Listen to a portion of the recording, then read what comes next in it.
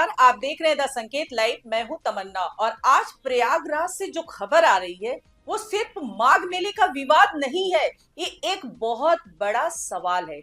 क्या सरकार अब धर्माचार्यों को भी नियम, नोटिस और बैन की भाषा में कंट्रोल करेगी?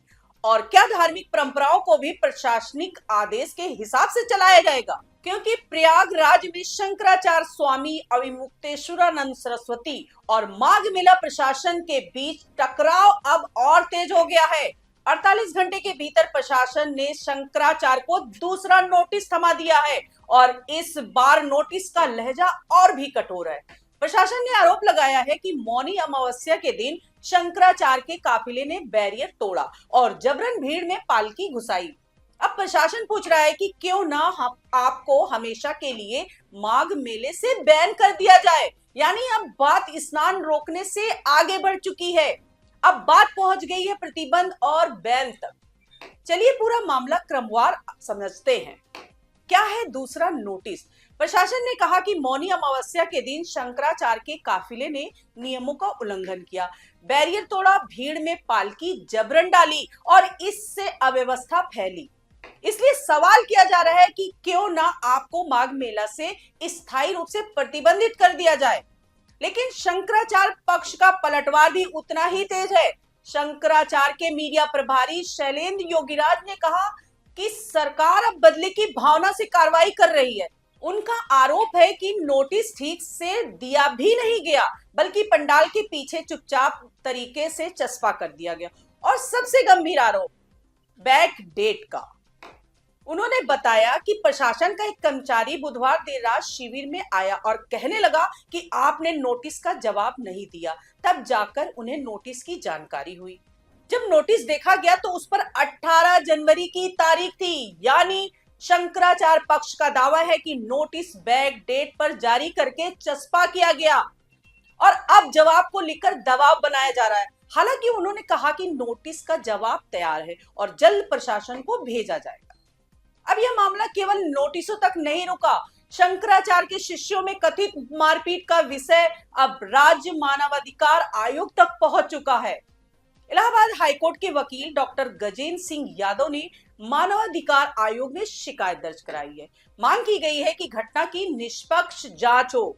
जिन अधिकारियों की भूमिका संदिग्ध है उनके खिलाफ कार्रवाई हो।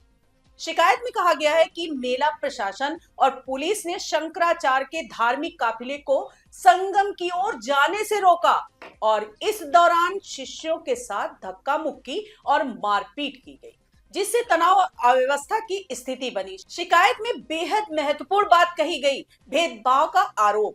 जब संतों और अखाड़ों को स्नान और धार्मिक अनुष्ठानों की अनुमति है तो शंकराचार्य के काफिलों को रोकना गलत और भेदभावपूर्ण है।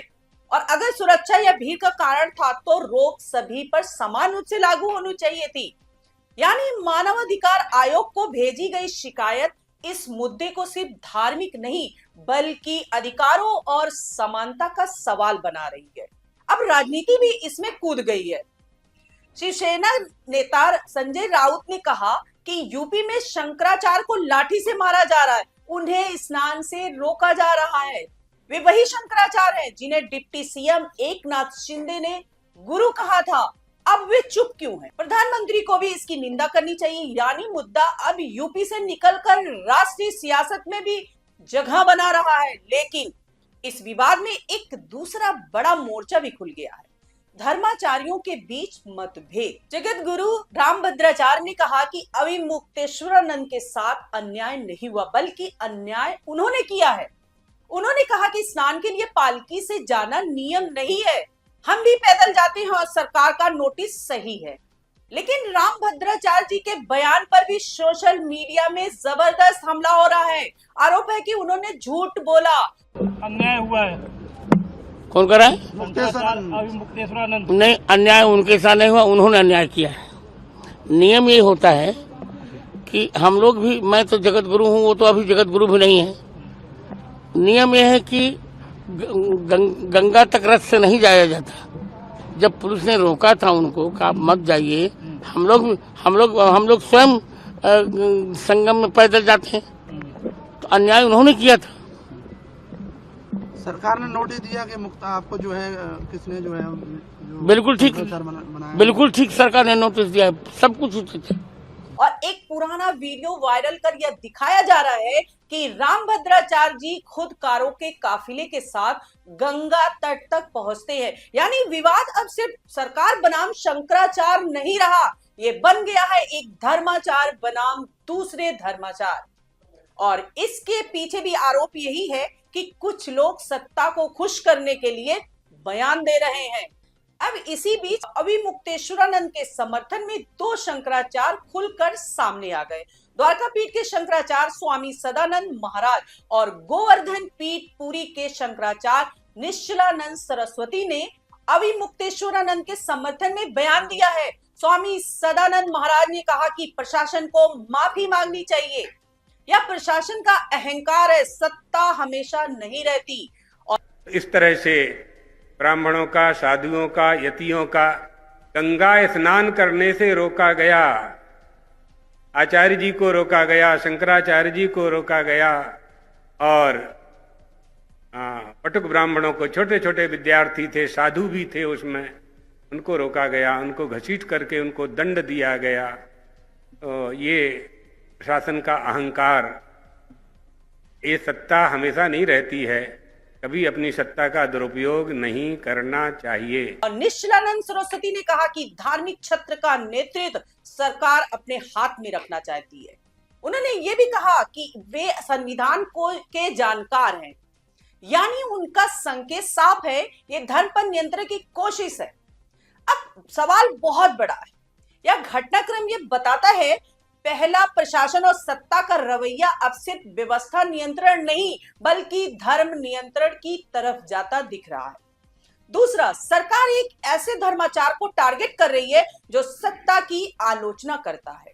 और तीसरा, यह विवाद नियम का नहीं, मान और मर्यादा का है, क्योंकि अगर भीड़ नियंत्रण का मुद्दा था तो वैसा नियम सभी के लिए समान होना चाहिए था। लेकिन यहाँ आरोप है कि संतों और अखाड़ों को रास्ता मिला, शंकराचार्य को रोका गया और फिर नोटिस पर नोटिस।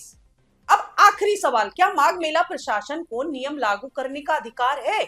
बिल्कुल है, लेकिन नियम लागू करने का मतलब अपमान नहीं होता, नियम का मतलब दोहरा मापदंड नहीं होता, और नियम का मतलब बैड डेट नोटिस चस्पा करना नहीं होता। या वही बात है जो लोगों को भीतर तक खटक रही है और इसी वजह से ये टकराव बढ़ता जा रहा है। अब यह देखना होगा कि प्रशासन शंकराचार्य के जवाब पर क्या करता है। क्या सच में बैन की कार्रवाई होगी? क्या मानवाधिकार आयोग जांच करेगा? और क्या सरकार इस मुद्दे पर राजनीतिक रूप से घिरती जाएगी? लेकिन इतना तो तय है, यह मामला अब सिर्फ प्रयागराज का नहीं रहा, यह बन चुका है धर्म, संविधान और सत्ता के टकराव का राष्ट्रीय मुद्दा। आपकी क्या राय है? क्या प्रशासन की कार्रवाई उचित है या बदले की भावना? क्या बैन की बात लोकतांत्रिक है? कमेंट में लिखिए, वीडियो को लाइक करें, शेयर करें और द संकेत लाइव को सब्सक्राइब जरूर करें। आज के लिए इतना ही, नमस्कार दोस्तों।